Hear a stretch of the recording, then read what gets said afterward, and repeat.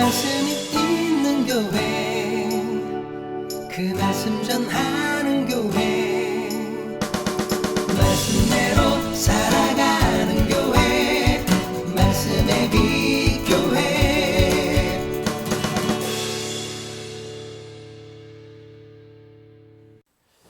네, 오늘은 만남이라는 제목으로 함께 말씀을 나누고자 합니다.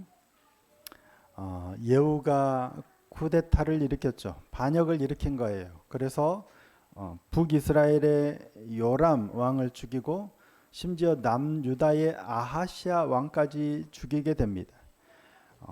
이스라엘의 병을 부상당한 걸 치료하러 이스라엘로 돌아온 요람 왕을 위문하기 위하여 왔던 아하시아 왕도 죽임을 당하죠.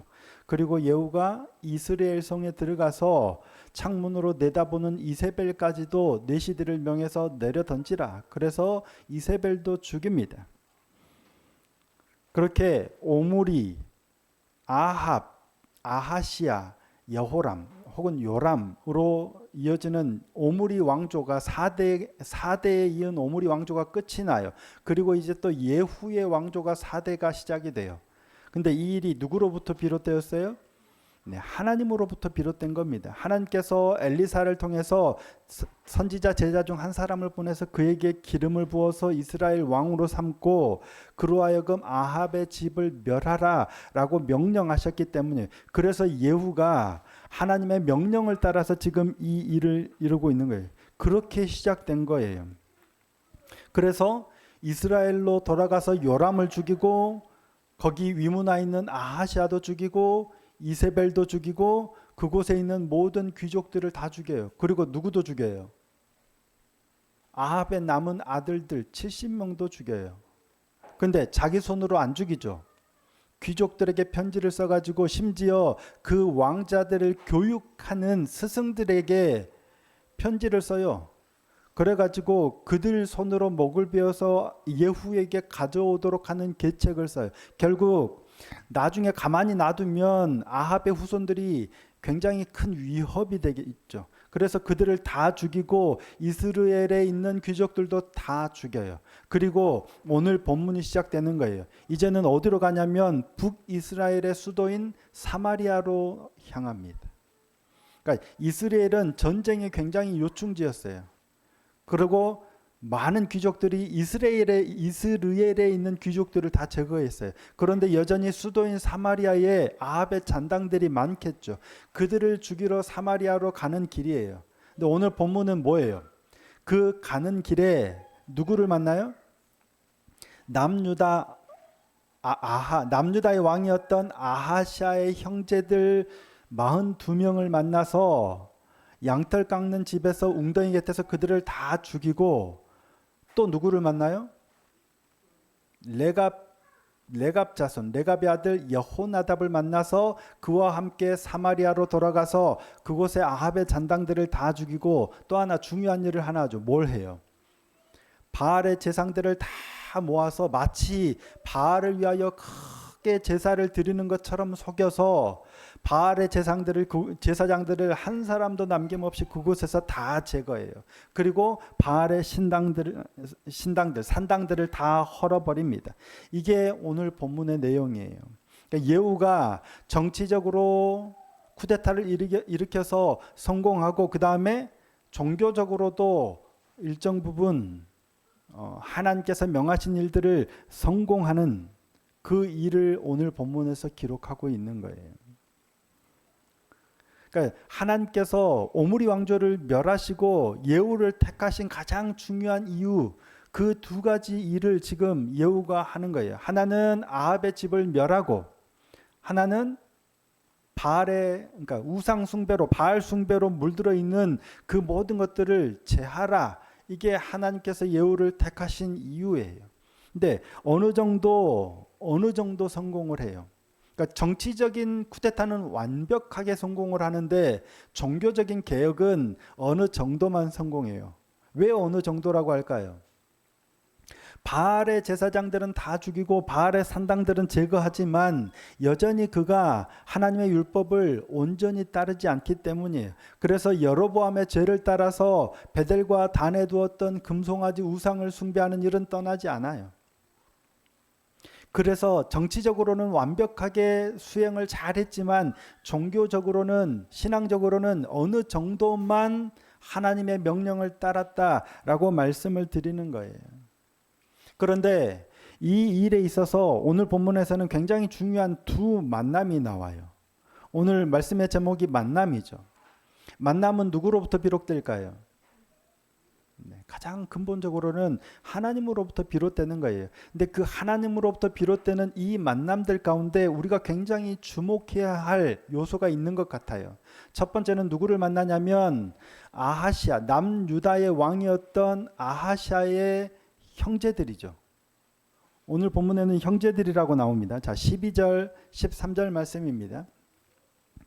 예후가 일어나서 사마리아로 가더니 도중에 목자가 양털 깎는 집에 이르러 예후가 유다의 왕 아하시아의 형제들을 만나 묻되 너희는 누구냐 하니 대답하되 우리는 아하시아의 형제라. 이제 왕자들과 태후의 아들들에게 문안하러 내려가노라 하는지라. 이스라엘에서 그러니까 요람과 아하시아 왕을 죽이고 이세벨까지 죽이고 남은 귀족들 잔당들을 죽이고 사마리아로 가는 길에 누구를 만나냐면 남유다 아하시아 왕의 형제들을 만나요. 그들이 뭐하러 가고 있어요? 왕자들과 태후에게 문안하러 가는 거예요. 그러니까 북이스라엘의 아합 가족들에게 지금 문안하러 가는 거예요. 아마 요람 왕이 죽었는지 아하시아가 좀 모르는 것 같아요. 그리고 예후가 쿠데타를 일으켰고 지금 본인들에게 묻고 있는 사람이 누군지도 모르고 있는 것 같아요. 그들은 그 사실을 모르고 남유다에서 북이스라엘의 수도인 사마리아로 문안하러 지금 가고 있는 거예요. 이들의 아하시아의 아버지가 누굴까요? 아하시아의 형제들이면 여호람입니다. 남유다의 왕인 여호람, 이 이름이 되게 헷갈려요. 지금 북이스라엘의 왕은 요람이었는데 그 아버지가 아니죠. 형제가 아하시아였고 그들의 아버지가 아합이고 그 할아버지가 오므리예요. 오므리 아들 아합, 그 아들 아하시아 형제 요람, 여호람. 남유다도 그래요. 여호사밧, 아하시아, 여호람, 여호사밧, 여호람, 아하시아. 이름이 비슷비슷하죠. 더구나 남북 이렇게 왕들이니까 더 헷갈려요. 근데 북이스라엘의 여호람 왕 때 남유다의 아하시아의 형제들이 올라가는 거예요. 근데 아합 때 이들의 어머니가 누구냐면 아합의 딸인 아달랴예요. 이제 이 다음에 나오지만 아합의 딸인 아달랴가 저도 헷갈리네. 여호람이 아닌지 여호람하고 결혼을 해요. 아합의 딸인 아달랴와 남유다의 여호람이 결혼하고 그 아들 아하시아가 아합 가문에 또 사위가 돼요. 그러니까 아달랴의 아들이죠. 아달랴의 아들이에요. 꼭 그건 몰라도 되는데 대를 이어서 아합 가문과 결혼을 통해서 이렇게 인척 관계를 맺어가고 있단 말이에요. 그러니까 지금 아하시아의 형제들이 문안하러 가는 건 계속 대를 이어서 사돈지간이에요. 인척 관계예요. 그러니까 다쳤다니까 문안하러 가고 그러니까 굉장히 친밀하게 지내고 오고 있는 거예요. 근데 오늘 본문에서는 한글 개역 성경에서는 아하시아의 형제라고 번역하고 있는데 아하지야후. 근데 아하시아의 형제들이라고 번역을 했지만 사실은 형제라고 보기보다는 그 형제의 아들들로 보는 게 맞을 것 같습니다. 왜냐하면 아하시아의 형제들은 아하시아가 막내고 그 형제들은 다 블레셋 사람들하고 아라비아 사람들에 의해서 죽임을 당했기 때문입니다. 자, 역대하 21장 16절 17절입니다. 여호와께서 블레셋 사람들과 구스에서 가까운 아라비아 사람들의 마음을 격동시키사 여호람을 치게 하셨으므로 그들이 올라와서 유다를 침략하여 왕궁의 모든 재물과 그의 아들들과 아내들을 탈취하였으므로 막내 아들 여호아하스 외에는 한 아들도 남지 아니하였더라. 여호람의 막내 아들인 여호아하스 외에는 한 사람도 남지 않았다고 기록됐죠. 21장이에요. 근데 22장 1절에는 그 여호아하스가 아하시아라는 사실을 밝힙니다. 자, 역대하 22장 1절입니다. 예루살렘 주민이 여호람의 막내 아들 아하시아에게 왕위를 계승하게 하였으니 이는 전에 아라비아 사람들과 함께 와서 진을 치던 부대가 그의 모든 형들을 죽였습니다. 그러므로 유다 왕 여호람의 아들 아하시아가 왕이 되었더라. 이 아하시아가 요람을 병문안 갔다가 예후 손에 죽은 그 아하시아예요. 그의 형들은 다 이미 죽었어요. 그러니 지금 아하시아의 형제들 42명이 병문안을 문안하러 갔다는 건 형제들이 아니라 그 형제, 그러니까 조카들로 보는 게 맞을 것 같아요. 아하시아의 조카들이 지금 병문안을 가는 거예요. 근데 몇몇 학자들은 또 그렇게 봅니다. 그냥 조카들 42명만 가지는 않았을 거라는 거예요. 그죠? 남유다에서 북이스라엘로 특별히 왕자, 왕손들이 병문안을 가는데, 문안을 가는데 군사들, 호위하는 사람들을 안 데리고 가지는 않았겠죠. 그래서 아마 이 42명에는 그 병사들도 포함이 되어 있을 거다라고 보는 게 좀 합당해 보입니다. 사실 여기에 사용된 단어가 아하시아의 형제로 번역된 단어가 형제도 되지만 병사나 군사로 번역되기도 하기 때문에 더 그래 보입니다. 어찌됐든 문안하러 가던 그들이 42명이나 예후를 만나서 다 죽임을 당해요. 근데 예후가 그들이 오는 것을 알았을까요? 몰랐을까요? 그러면 어떻게 만났을까요? 그들이 만난 건 우연입니다. 예후가 이들이 문안하러 올라오는구나, 그들도 죽여야 되겠다라고 생각하고 죽인 게 아니라 예후는 지금 뭐 하고 있어요? 이스라엘에서 모든 걸 다 하고 사마리아로 가서 또 남은 잔당을 제거하려고 가는 길에 만난 거예요. 양털 깎는 집이라고 번역이 됐잖아요. 양털 깎는 집으로 번역된 건 벳 에케드 하로임. 이때 에케드라는 게 묶다라는 뜻을 가진 단어예요. 그러니까 양털 깎는 사람들이 양의 발을 4개를 다 묶는 데서 아마 유래한 지명으로 봐요. 근데 학자들은 이게 고유명사로 봐요. 많은 경우. 그래서 양털 깎는 집이지만 KJV, 그러니까 영어 성경 말고 거의 대부분의 영문 성경과 70인역 있죠. 그거는 양털 깎는 집이라고 보지 않고 목자들의 벳 에케드, 그냥 에케드라고 번역을 해요. 그러니까 양털 깎는 게 돼서 유래가 돼서 아예 고유명사화 된 거예요. 그곳에서 양털도 많이 깎았지만 목자들이 많이 모여서 회동하는 곳, 그런데 여기가 오늘날로 치면 어디냐면 예닌의 북동쪽으로 약 7km 떨어진 조그마한 마을이라고 해요. 그게 어디냐면 저도 잘 몰라요. 근데 이스라엘에서 사마리아로 가는 어귀에 있는 아주 작은 마을이래요. 근데 그 위치로 따지면 남유다에서 사마리아로 가는 길하고는 전혀 다른 길이에요. 그 말은 뭐냐면 예후가 이스라엘에서 사마리아로 가는 길에 남유다에서 문안하러 사마리아로 가는 길과 길목을 지키고 고의로 만나서 그럴 계제가 없다는 얘기예요. 완전 우연히 만났다는 얘기예요. 예후가 사마리아 가는 길에 우연히 전혀 예상치 못했는데 남유다에서 올라와서 사마리아로 가고 있는 그들을 우연히 만난 거예요. 그리고 누구냐라고 물어봤죠. 물어봤더니 이러이러하다는 거예요. 그래서 그들을 다 죽인 거예요. 아합 가문과 친밀함을 유지하고 있던, 혈연 관계를 통해서 친밀함을 유지하고 있던 아하시아 왕뿐만 아니라 그의 친인척들까지도 한 번에 제거하게 하신 거예요. 누가? 우연히, 정말 우연히 만난 거지만 우연이에요, 아니에요?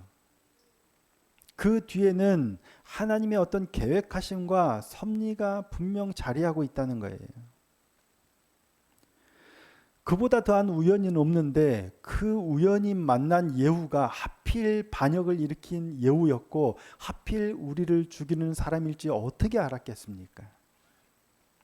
근데 우상 숭배자 아합의 가문과 그렇게 친밀하게 교류하는 그들을 벌하시기 위해서 하나님께서 그때에 하필 그 사람들을 만나게 하셔서 그와 같은 일이 일어나게 하신 거예요.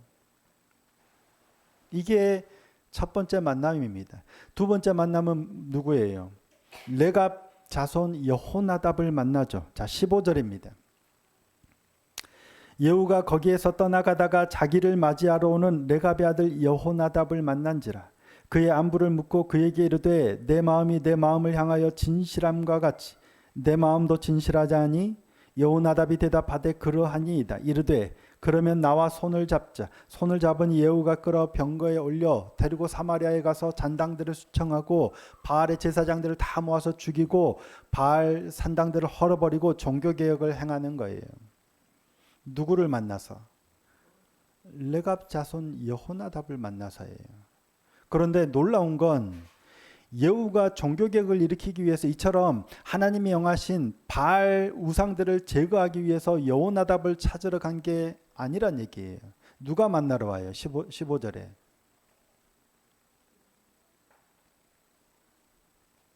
네, 레갑 자손 여호나답이 예후를 만나러 오고 있어요.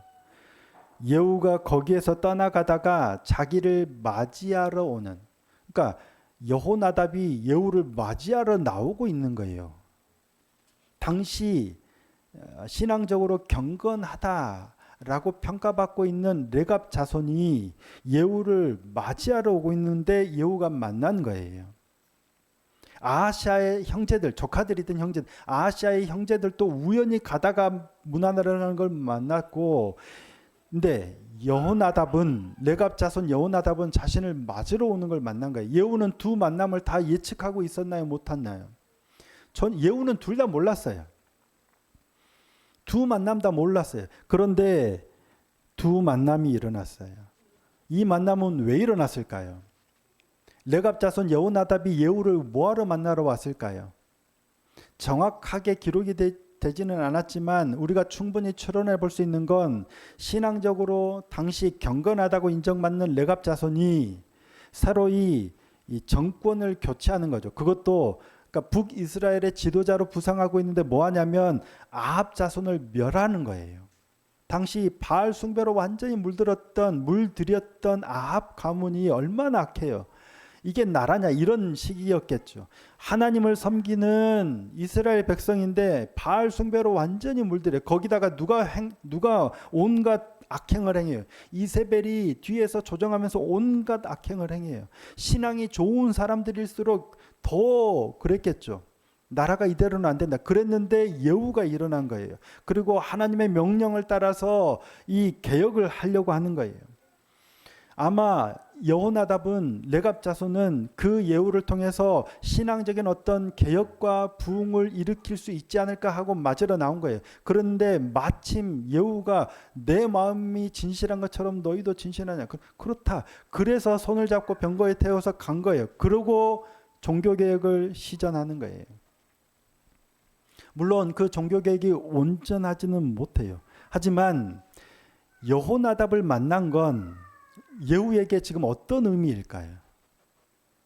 어쩌면 예후는 분명 하나님께서 아합의 집을 멸하고 네가 왕이 돼서 북이스라엘을 정화시키라는 거예요. 신앙적으로 바르게 바알 숭배에서 여호와 신앙으로 돌이키라는 거예요. 이게 핵심인데 예후는 어디에 목적이 있을까요? 관심이 어디 있을까요? 자기가 왕이 되는데 지금 몰두해 있어요. 그러니까 분명 아합의 집을 멸하는 건 잘해요.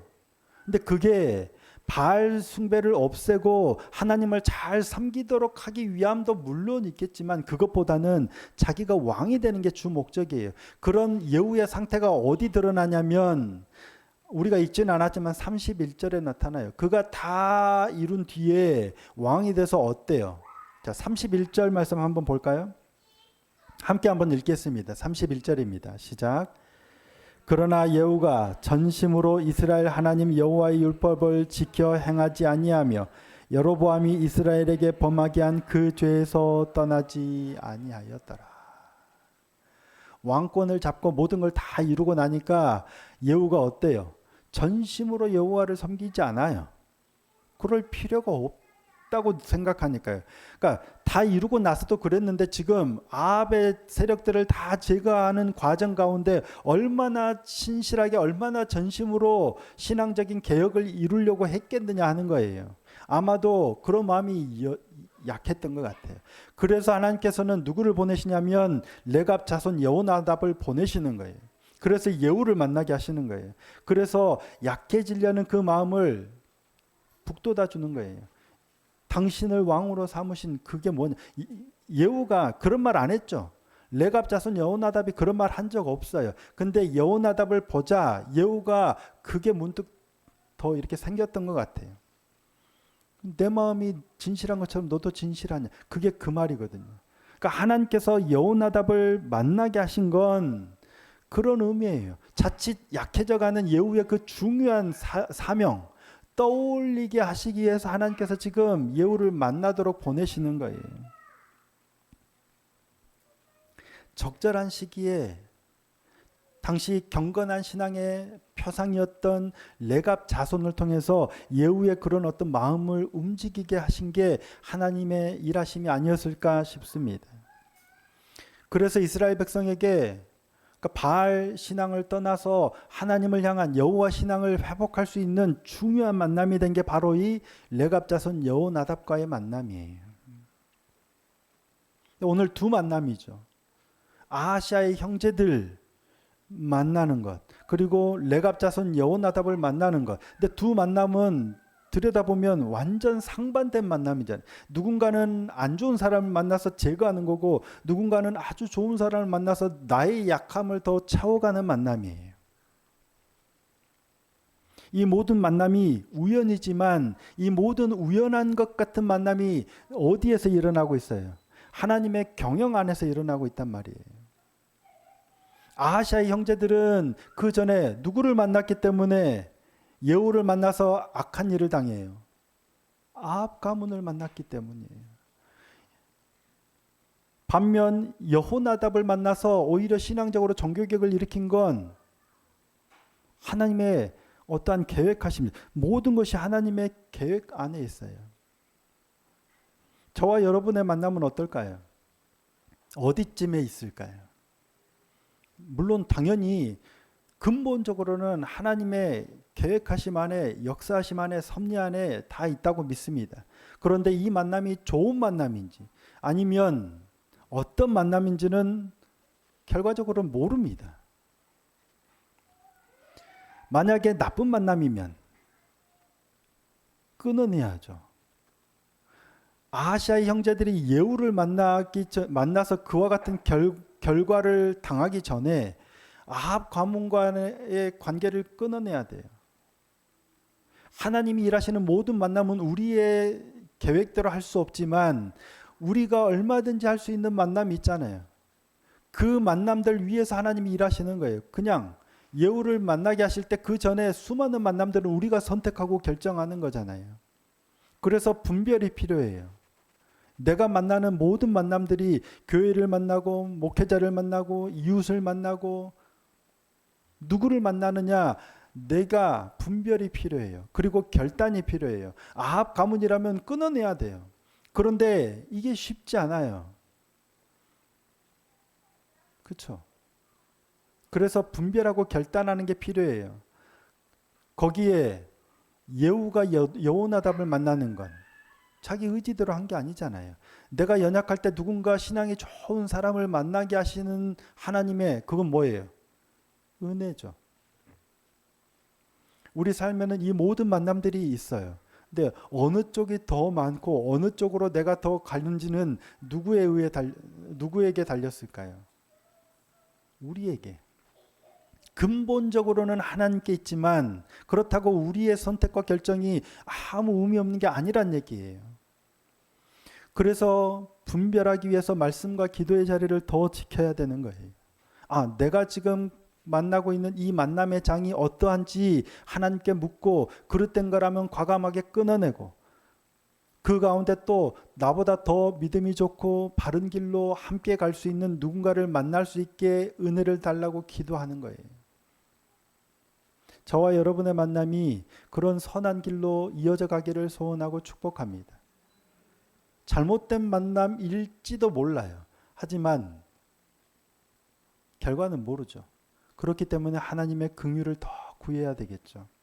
우리의 만남이 아합과의 만남이 아니라 하나님 안에서 선한 길의 인도하심이 있었으면 너무 좋겠습니다. 이를 위해서 더욱 깨어 말씀 앞에서 기도하면서 하나님의 은혜를 구하는 우리 모두가 되기를 소원하고 축복합니다. 그래서 우리도 은혜지만 우리를 만나는 누군가가 더 하나님을 만나고 경험하는 그런 복된 믿음의 만남이 되는 복된 인생이 될 수 있기를 예수님의 이름으로 축복합니다. 말씀을 기억하시면서 잠깐 함께 찬양하고 그럼에도 불구하고 우리 모든 것은 하나님의 은혜 안에 있는 줄 믿습니다. 하나님을 더 바라보고 믿음 가운데 나아가는 마음을 갖게 해달라라는 마음으로 찬양하기를 원합니다. 하나님의 사랑을 사모하는 자 찬양하겠습니다.